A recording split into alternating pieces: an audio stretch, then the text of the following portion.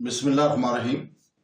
शुरू करता हूँ अल्लाह के पाक नाम से जो बहुत बड़ा मेहरबान नहायत रहने वाला है।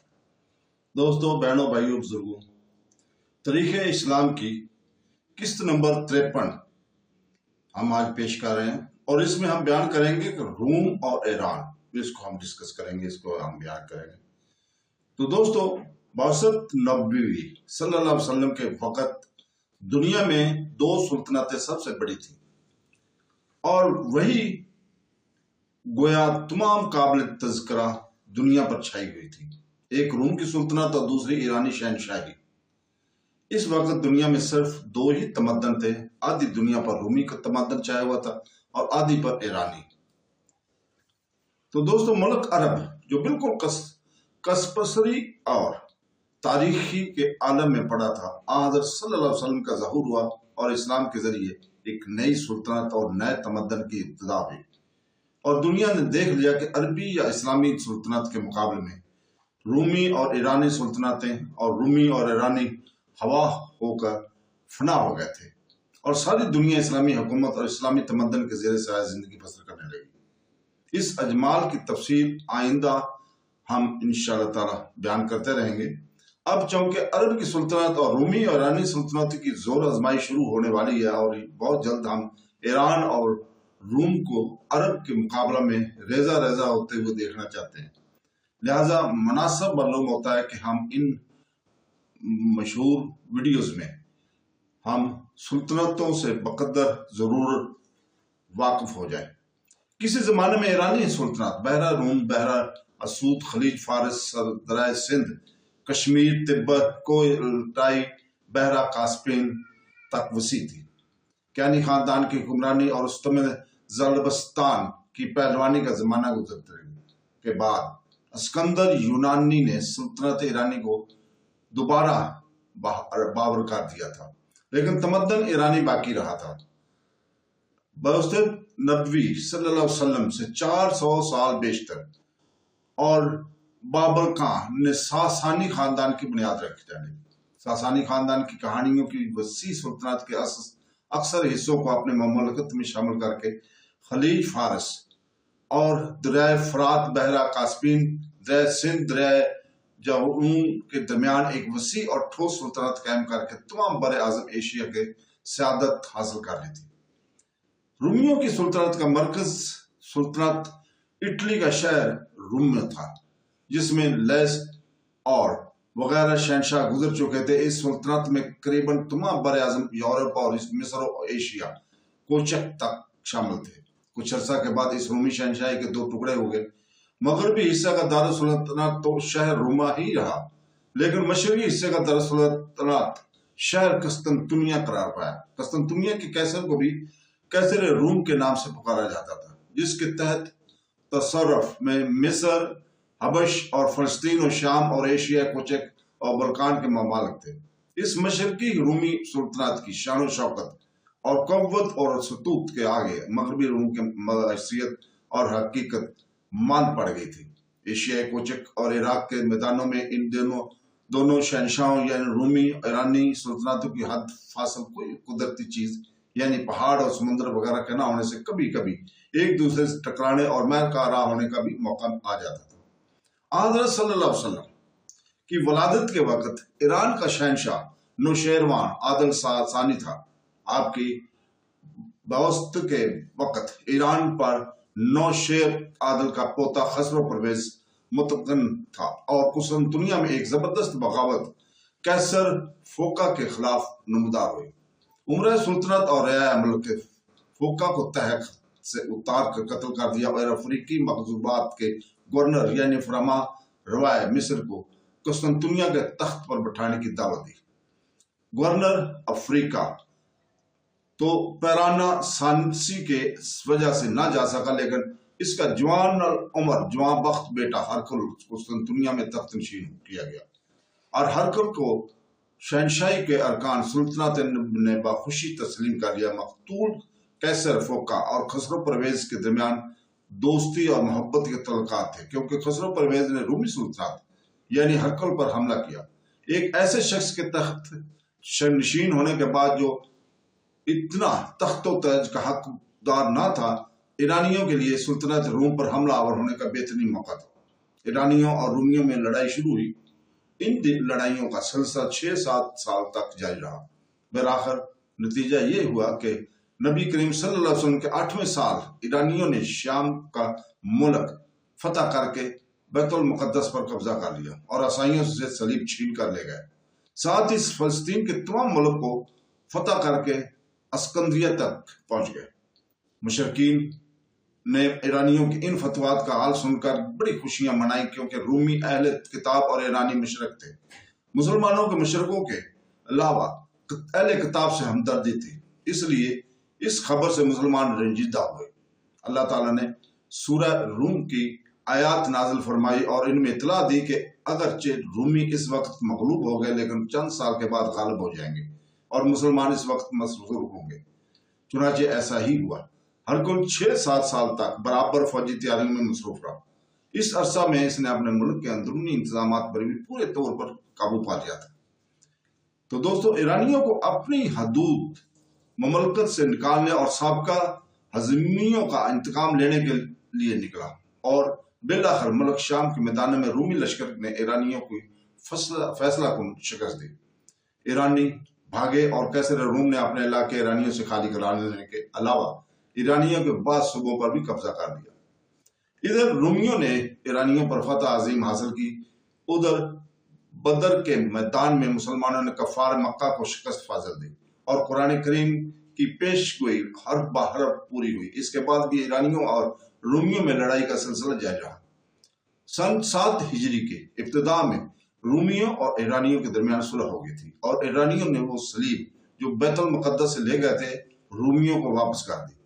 इस सुलह ने हरकल की फतवात को एक तरफ मुकम्मल कर दिया, दूसरी तरफ ईरानियों ने अपने खोए हुए इलाके और सूबे रूमियों से वापस लिए। लिहाजा ईरानी वर्दी दोनों दरबारियों में बेदरी के अलामात नुमाया थे और वो अपनी अपनी तरक्की मजबूती के लिए मुनासिब तदाबीर में मसरूफ हो गए। इसी साल हज़रत सल्लल्लाहु अलैहि वसल्लम ने बादशाह के नाम खतूत रवाना किए कि हानियों के जमाने में ईरान का दारुल सुल्तानत अतखर था, जिसको सिकंदर यूनानी ने जलाकर खाक स्याह कर दिया था। अब सासानी खानदान का दारुल सुल्तानत मद्दैन था। इधर हरकल अपने फतवात और सलीब के वापस लेने की खुशी में ज़ियारत के लिए बैतुल मुकद्दस आया हुआ था। हज़रत सल्लल्लाहु अलैहि वसल्लम का खत खुसरो परवेज के पास मदैन में हरकल के पास बैतुल मुकद्दस में पहुंचा। खुसरो परवेज ने आपके नामा निगरामी को चाक कर दिया और हरकल ने तकरीम और इज्जत के साथ इस खत को लिया। आपने ईरानी बादशाह की हरकत नामकूल का हाल सुनकर फरमाया, इसकी सुल्तानत पारा पारा हो जाएगी। खुसरो परवेज ने यही नहीं कि आपके खत और कासद के साथ गुस्ताखी की, बल्कि अपने आमल बाजान वाली यमन को लिखा कि इस अरबी पैगंबर मोहम्मद सल्लल्लाहु अलैहि वसल्लम को गिरफ्तार करके हमारे पास भेज दो। बाजान ने 2 आदमी मदीना में भेजे। वो दोनों खिदमत नबवी सल्लल्लाहु अलैहि वसल्लम में हाजिर हुए और खुसरो परवेज के हुक्म से इतला दी। हज़रत सल्लल्लाहु अलैहि वसल्लम ने फरमाया कि जिसको अपना महमूद तरफ समझते हो, यानी खुसरो परवेज, वो रात को अपने बेटे के हाथ से मारा गया। ये दोनों जब बाजान के पास पहुंचे तो वहां मदैन से इतला पहुंची कि खुसरो परवेज को इसके बेटे शेरुया ने कत्ल कर दिया है। ये वाकया ठीक इस रात का था जिस रात की निस्बत हज़रत सल्लल्लाहु अलैहि वसल्लम ने फरमाया था। बाजान गवर्नर यमन मुसलमान हो गया और इस तरह मुल्क यमन में बहुत जल्द इस्लाम फैल गया। हज़रत सल्लल्लाहु अलैहि वसल्लम ने बाजान ही को यमन का आमर रखा। शेरुया को इस कदर मोहलत ना मिली कि वो अंदरूनी झगड़ों से फारग होकर अरब और मुसलमानों की तरफ मतवज्जा होता। चंद रोज के बाद इसकी जगह इसका कमसन बच्चा तख्त ईरान पर बैठाया गया, जिसका नाम अरुशेर था। इस कमसन अरुशेर का ईरानी सिपा सलार शहरयार नामी ने चंद महीने के बाद कत्ल करके खुद तख्त सुल्तानत पर जलवा गर हुआ। चंद रोज के बाद अरकान सुल्तानत ने इसको कत्ल करके शेरिया की बहन और खुसरो परवेज की बेटी बोरान को तख्त पर बैठाया, जो सिर्फ 1 साल चंद माह हुक्मरान रहे। इसके जमाने में हज़रत सल्लल्लाहु अलैहि वसल्लम ने वफात पाई। बोरान के बाद कई नौ उम्र लड़के और औरतें यके बाद दिगरे तख्त नशीन हुई। आखिर में यजीद तख्त नशीन हुआ, जिसके ज़माने में ईरान पर मुसलमानों का कब्जा हुआ। गर्ज जिस रोज से खुसरो परवेज ने नामा नबवी सल्लल्लाहु अलैहि वसल्लम चाक किया था, इसी रोज ही से ईरानी सुल्तनत का कैसर रफी कुदरती तौर पर मातम होना शुरू हो गया था, और ईरान के तख्त पर बजाय मुलकगीर और मुल्क और दार आली हिम्मत बादशाहों के लड़कों और औरतों ने कब्जा पा लिया था। ईरानी सुल्तनत के कब्जा से इसके एक सूबा यानी यमन का मुल्क निकल चुका था, इसलिए ईरानियों को मुसलमानों से और भी ज्यादा अदावत हो गई थी। ईरानी मुशरिक होने की वजह से ज्यादा मतकब्बर और मगरूर थे, लिहाजा वो अरबों को ज्यादा हकीर समझकर इनकी कुव्वत और इस्तक़लाल की खबरें सुन सुनकर ज्यादा बेचैन और मुसलमानों के इत्तिसाल पर ज्यादा इल्माता थे। लेकिन कुदरत ने इनको इस तरह अंदरूनी झगड़ों और बादशाहों के अजल और नस्ब की मुसीबतों में गिरफ्तार कर दिया था कि मुल्क अरब की तरफ जल्दी मुतवज्जो ना हो सके। मुनाफिकीन मदीना और यहूदा ने मदीना ने जो जला वतन हुए थे, ये त्वातर दरबार मद्दैन में अपने जबान आवर और चाक एलची भेज भेज कर ईरानियों को मदीना पर चढ़ाई करने के लिए उबार रहे थे। दूसरी तरफ इन लोगों ने हरकल के दरबार में भी इस किस्म की कोशिश शुरू कर रखी थी। हरकल का दरबार चूंकि अंदरूनी झगड़ों से पाक था, लिहाजा इनको वहां ज्यादा कामयाबी हासिल ना हुई। मुल्क शाम के जनूब हिस्सा में अरब कौम के लोग आबाद थे। इनके बहुत छोटी छोटी खुद मुख्तियार रियासतें कायम थी। अरबी लोग ईसाई मजहब इख्तियार कर चुके थे और अरब मुतनस्सर के नाम से मशहूर थे। अरब मुतनस्सरा के खुद मुख्तियार रियासतों से हर कुल के दोस्ताना हमदर्दाना ताल्लुकात थे। जब कभी इन अहराब मुतनस्सरा की रियासतों पर ईरानियों ने हमले किए थे तो कैसरे कस्तंतुनिया ने इनकी मदद और हिफाजत पर आमादगी जाहिर की।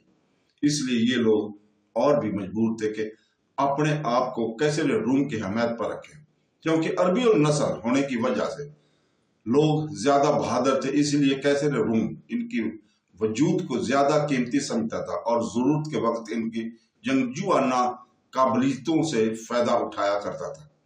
मुल्क अरब में जो एक इस्लामी सुल्तनत कायम हो चुकी थी, इस इस्लामी सुल्तनत और कैसरे रूम की सुल्तनत के दरमियान अरब मुतनस्सरा की रियासतें हद फाजिल थी।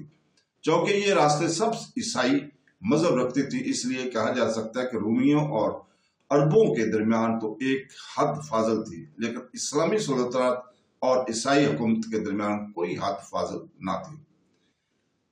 हयात नबवी सल्लल्लाहु अलैहि वसल्लम में जब ईसाई रियासतों और मुसलमानों के दरमियान मुकाबला की नौबत पहुंची तो एक तरफ इन अहराब मुतनस्सरा ने हर कुल से मदद की दरख्वास्त की, दूसरी तरफ मुनाफिकों और यहूदियों की रेशा दरानियों ने दरबार हर कुल के मुसलमानों की यह कनी पर आमादा और मुस्तैद किया। हज़रत सल्लल्लाहु अलैहि वसल्लम ने जिस जमाने में हरकल के पास भेजा था, इसी जमाने में बसरा दमिश्क के रईसों की तरफ भी खत रवाना किए गए थे, लेकिन इन दिनों ने हजरत मोहम्मद सल्लल्लाहु अलैहि वसल्लम के एलचियों के साथ बराबर बर्ताव किया था। चुनाचे बसरा के हाकम शर्जील ने तो हजरत सल्लल्लाहु अलैहि वसल्लम की एलची हारिस को शहीद कर दिया था। हजरत सल्लल्लाहु अलैहि वसल्लम ने हजरत ज़ैद बिन हारिस को शर्जील बिन अमरो से हजरत हारिस का इंतकाम लेने के लिए रवाना किया और जंगे मुता में हजरत ज़ैद, हजरत जाफर, हजरत अब्दुल्ला बिन रोह शहीद हुए और हजरत खालिद बिन वलीद ने लड़ाई की हालत को संभाला। इस जंग में हरकल के नौजवानों ने शर्जील गस्सानी की हमायत में मुसलमानों का मुकाबला किया। रूमियों ने इसके बाद मुल्क अरब पर चढ़ाई की और हजरत सल्लल्लाहु अलैहि वसल्लम को खुद चश्मा तबूक तक लश्कर लेकर जाना पड़ा और इस वक्त रूमी ने सामने से टल गए और कोई बड़ी लड़ाई ना हुई, बल्कि इन्हें अहराब मुतनस्सरा की रियासतों से जजिया लेकर और इन पर रोब कायम कर हजरत सल्लल्लाहु अलैहि वसल्लम वापस तशरीफ लाए। तो खबर सुनी कि हर कल मुल्क अरब पर हमला की तैयारियां कर रहे हैं और सरहद शाम पर फौजें जमा हो रही। आपने हजरत उसामा बिन ज़ैद रज़ी अल्लाह ताला को इस तरफ रवाना किया, लेकिन आपकी अदालत की वजह से लश्कर मदीने के बाहर रुका रहा और आखिर हजरत अबू बकर सिद्दीक रज़ी अल्लाह ताला ने खलीफा होकर इस लश्कर को रवाना किया। यह लश्कर सरहद शाम तक गया और वहां के सरकश और बागी रोसा को दुरुस्त करके वापस चला आया था। हरकल की फौजों से इसलिए मुकाबला पेश न आया कि रोसा अरब मुतनस्सरा में से बाज خاطر اسلام کو حق سمجھ کر تسلیم کر چکے تھے۔ ہر عقل متعامل تھا کہ یہ سرحدی ریاستیں اسلام میں داخل ہونے والی ہیں یا عیسائیت پر قائم رہ کر اس مسلمانوں کے مقابلے میں مستعد ہونے والی ہیں۔ محض ان ریاستوں کی وجہ سے جو کئی بار اسلامی طاقت کے نظارے دیکھ چکی تھی اور اسلامی سے واقف ہو کر اسلام کی طرف مائل نظر آتی تھی، ہر کل کو لڑائی کے لیے اقتدام میں تعامل تھا۔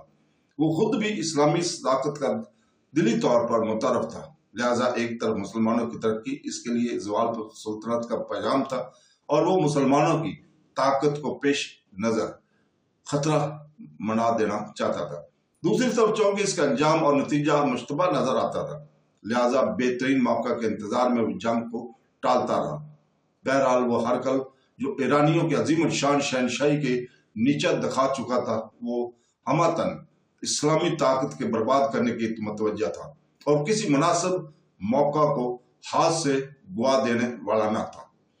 حضرت صلی اللہ علیہ وسلم کی وفات کے بعد جو تمام ملک عرب میں بدامنی اور ہلچل پیدا ہوئی اور ایک طرف ایرانیوں نے اور دوسری طرف رومیوں نے ان خبروں کو بڑے اطمینان اور مسرت کے ساتھ سنا، دنیا میں پہلی ہی مرتبہ تمام بر اعظم عرب نے ایک سلطنت اور ایک متحدہ طاقت کی شکل میں اپنے آپ کو جلوہ افروز کیا تھا، اور اسی لیے رومیوں اور ایرانیوں کے درباروں نے اس ملک کو غور التفات اور فکر و تردد کی نگاہ سے دیکھا تھا، اور یہ دونوں حکومتیں بجائے خود الگ الگ اس جدید عربی طاقت یعنی حکومت اسلام کو مٹا دینے اور فنا کر دینے پر آمادہ تھی۔ وفات نبوی صلی اللہ علیہ وسلم کی خبر کے ساتھ ہی ارتداد کی خبروں نے ان دونوں حکومتوں کو بتا دیا تھا کہ ملک عرب کی پامال کرنے اور آئندہ خطرات کے مٹا دینے کا یہ بہترین وقت۔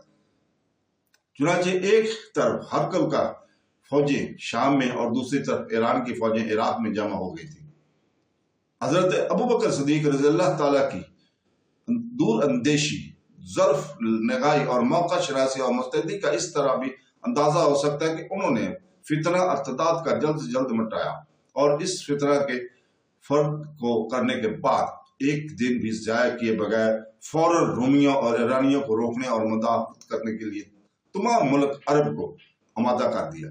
اگر حضرت ابوبکر صدیق رضی اللہ تعالیٰ عنہ چند روز اور فتنہ ارتداد مٹانے میں قادر نہ ہوتے تو یہ فتنہ ارتداد کی مٹ جانے کے بعد چند روز تساہل و تعامل میں گزار دیتے تو مدینہ نبی یعنی دارالخلافت اسلام رومیوں اور یا ایرانیوں کے معاصروں میں آ کر مسلمانوں کے لیے عرصہ حیات تنگ کر چکا ہوتا۔ حیرت ہوتی ہے کہ حضرت ابوبکر صدیق رضی اللہ تعالیٰ نے کیسا سخت و اہم کام کیسے نازک اور محدود وقت میں کس احتیاط اور کس خوبی سے انجام دیے، اور اسلام کی روحانی اور مادی حالت اور معنوی اور ظاہری شان کو کس عظمت اور جبرت کے ساتھ قائم رکھا۔ اب آگے رومیوں اور ایرانیوں کے ساتھ مسلمانوں کی لڑائیاں شروع ہوتی ہیں۔ جو حالت ملک شام کی تھی کہ جنوبی حصہ میں چھوٹی چھوٹی ریاستیں عرب متنصرہ کی تھی، بالکل یہی حالت عراق اور عرب کی تھی کہ اس میں بھی چھوٹی چھوٹی ریاستیں عربوں کی تھی، جن میں سے اکثر ایرانی شہنشاہی کے ماتحت اور بعض ایرانی اور دربار سے گورنر مقرر ہو کر آتے اور حکومت کرتے تھے۔ تو دوستو، اس کے ساتھ ہی ہم اجازت چاہتے ہیں، کل تک کے لیے اللہ حافظ۔